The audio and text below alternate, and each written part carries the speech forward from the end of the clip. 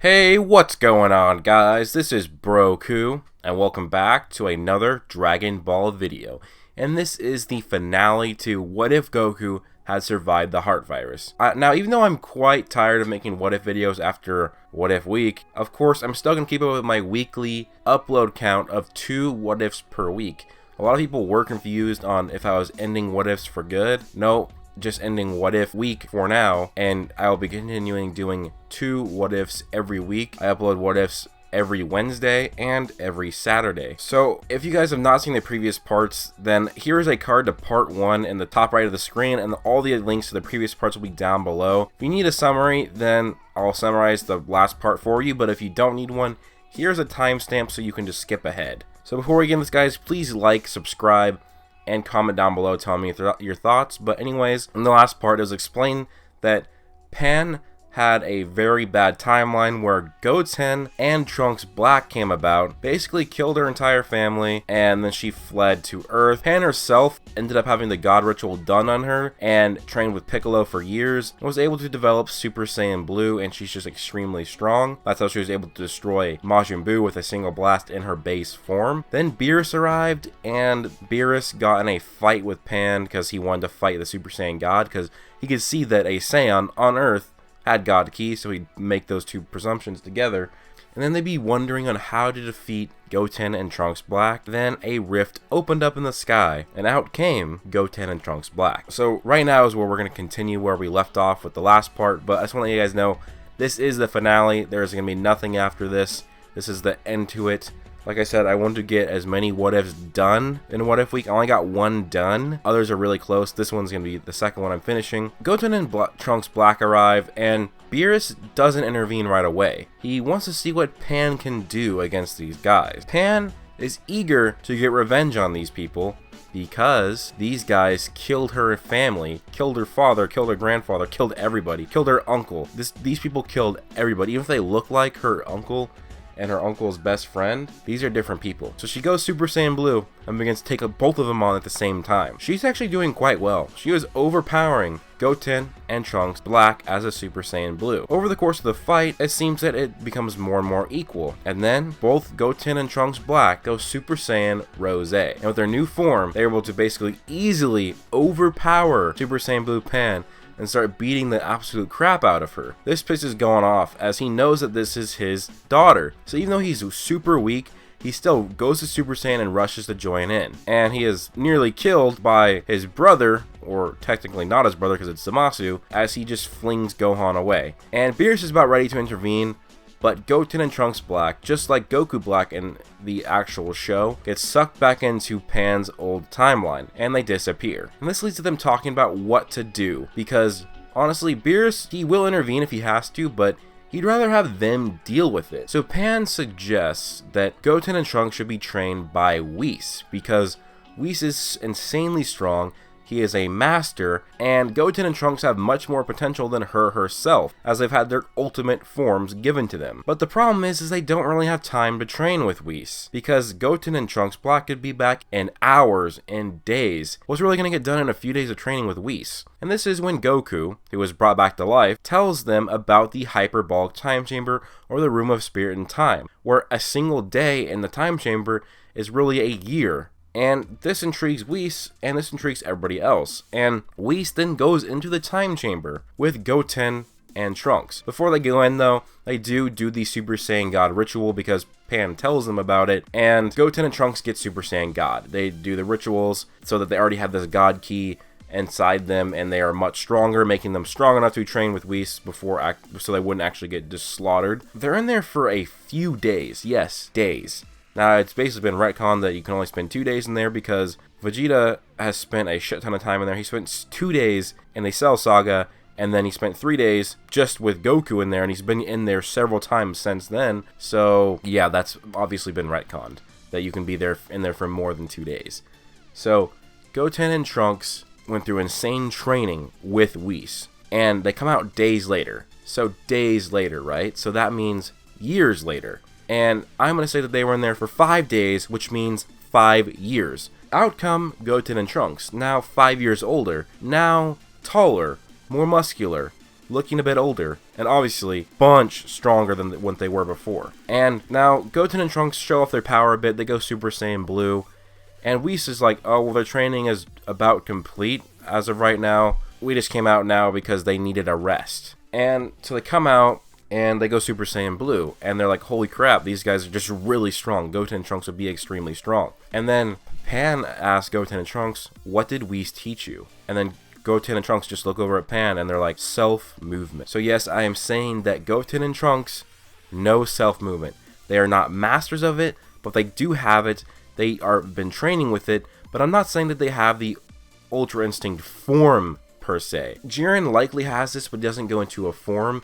And I feel like if you're in the Ultra Instinct form, that you will use it better. So I'm just going to say that Super Saiyan Blue, Goten, and Trunks can use it, but they're not masters of it, and they can't use it a lot. But they do know how to use it. So they come out, and they actually come up with the conclusion that they should go into Goten and Trunks Black's timeline where they're currently at, and basically surprise attack them, as they would not expect Goten and Trunks to be this strong, because they just saw Goten and Trunks, and they were just their ultimate forms, no God Key or anything, so they'd be super weak. So Goten, Trunks, and Pan go back in time to her timeline to surprise attack Goten and Trunks Black. Now when they first meet each other, it would be a really funny and awkward scene because Goten and Trunks would be fighting themselves. Now obviously, Goten would take Trunks Black, and Trunks would take Goten Black, as it would be way less confusing. It'd be funny because this would be rivals taking on rivals, essentially. So first off, Goten and Trunks as just in their ultimate forms,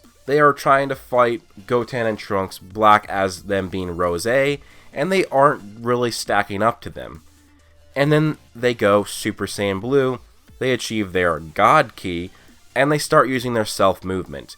Now, they pretty much match up evenly with Goten and Trunks Black when they're in their Rosé form, when Goten and Trunks Regular are in their Super Saiyan Blue forms, but over the course of the fight, you can see the good Goten and Trunks overtaking Trunks and Goten Black because they have that bit of self-movement. It's giving them a huge advantage in the fight, and over the fight is wearing down the Zamasu versions of these characters. It eventually gets to the point where Goten and Trunks Black are just getting beaten. They are bruised, they're bloodied, they're just getting destroyed by their heroic counterparts of themselves. This is where they do their last-ditch effort, and they decide it's time to fuse.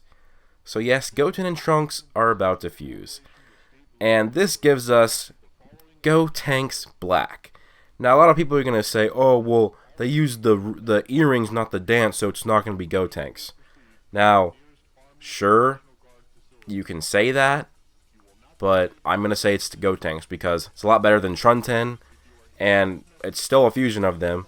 Now, I know Vegito and Gogeta are different, but Gogeta technically is not canon yet. So it could be if they do the Metamorph fusion dance in Super, and Gogeta does come about, they could still call themselves Vegito, because they're still a fusion of each other. So, until we see a canon version of Gogeta, where his name is Gogeta, I can still use this, because GT isn't technically canon right now. So, of course, Super Saiyan Rosé, Gotenks Black, would absolutely destroy Super Saiyan Blue, Goten, and Trunks, and even Super Saiyan Pan, who had been watching the entire time, would try and join in to help her uncle and her uncle's best friend, and the three of them would be no match. They get destroyed, but they would flee and go back to their timelines. Now they go back, and everybody would be worried because they'd be defeated, and they came back, and so they get Senzu Beans, they heal Pan, Goten, and Trunks, and then this time I'm going to say Gotenks Black actually chases after them, uses his time ring, goes to their timeline, and just as Goten and Trunks have gotten healed, he arrives. Now everybody is shocked that Goten and Trunks are fused. They are surprised and they are scared because this guy is strong as crap. And then Supreme Kai was there as well because he was weirded out how Beerus and Whis were on Earth for so long. When he sees Goten and Trunks Black, he sees that they're fused, and he sees that Goten and Trunks, the regular versions, are normal. He decides to give them his earrings as well. And this gives us Super Saiyan Blue Gotenks. So we get a Gotenks versus Gotenks matchup, Super Saiyan Blue versus Super Saiyan Rosé. This would be a great fight, but since they would have some sort of self-movement, and they were already stronger when they were single together, and since they were rivals, they get a rival boost, but two Zamasus would not get a rival boost like Goten and Trunks would. So Super Saiyan Blue Gotenks just absolutely destroys Super Saiyan Rose Gotenks Black, and eventually Gotenks Black would defuse. But of course, as we know, Gotenks is a very cocky fighter, so instead of finishing them off, he would be defused himself, and he would be extremely tired. And not only this, but Goten and Trunks Black would be getting their huge Zenkai boost after getting defeated by Super Saiyan Blue Gotenks. So they'd now be much stronger. Goten and Trunks would be actually weaker now. They have lost stamina, and they don't get these insane Zenkais that Zamasu, Goten, and Trunks Black get. And Goten Black is about to kill his Goten counterpart with a Keyblade before it is blocked by a purple hand. Yes, Beerus blocks this attack. Now, Beerus would actually intervene at this point because it would be affecting his own universe, his own timeline, not a different timeline. So we get to see Beerus take on Goten and Trunks Black as Super Saiyan Roses, and Beerus is defeating them quite easily. Despite them teaming up and fighting Beerus at the same time, and these being stronger versions, they're easily destroyed. Beerus is just beyond comprehension and power. And Beerus puts his hand up over Goten Black, yells Hakai, and Goten's gone. Goten Black is gone. Trunks Black sees this, and he tries to flee and goes back to the timeline so he can recoup. But Beerus, way too fast, and also Beerus knows self-movement, not a master of it, but knows it. He catches up to Trunks Black and finishes him off as well. And so this leads to a non-erasure of Pan's timeline, unlike Trunks' timeline. So Pan goes back to her timeline with all this knowledge, all this power, and no Goten and Trunks Black to try and rebuild. But she would not have a good time because there's no Dragon Balls. She'd have to basically do it on her own and couldn't wish anybody back to life. She wouldn't have a lot of hope. And this ends with Goku wishing for Pan's timeline's Dragon Balls to be restored, and for some of the people to be brought back to life in her timeline to give her hope, and with Dragon Balls there, she could keep wishing other people back to life. So that's the end of this series. Hope you guys did enjoy this series, and please leave a like if you did. Comment down below, tell me your thoughts, and subscribe if you are new. Turn on notifications if you want to see more of my videos. Follow me on Twitter and join my Discord. That'll be linked down below, both my Twitter and my Discord. But thank you guys so much to all my Patreon supporters. Duraj Payton, the awesome guy who only supports Broku on Patreon, Zach Trotaku, those are my Super Saiyans. And thanks to all my Super Saiyan 2s, Israel Flores, Mystic Ghoul, Darius, Badass Thug, and Jackie Marneef. Thank you guys so much. Again, I really do want to hire an animator soon, and Patreon is really going to help me with that, guys. If we can get to even 50, half my goal of Patreon supporters, that's really going to quicken the hiring process for me to get this animator. That would be really good all the way around, guys. It'd be good for me, because I'd be making better content. It'd be good for you guys, because you would be getting better content. Imagine having animated fight scenes in my what if videos. And also, it'd be good for the animator because then they'd have a job. But anyways, guys, I hope you have an amazing day. Peace out.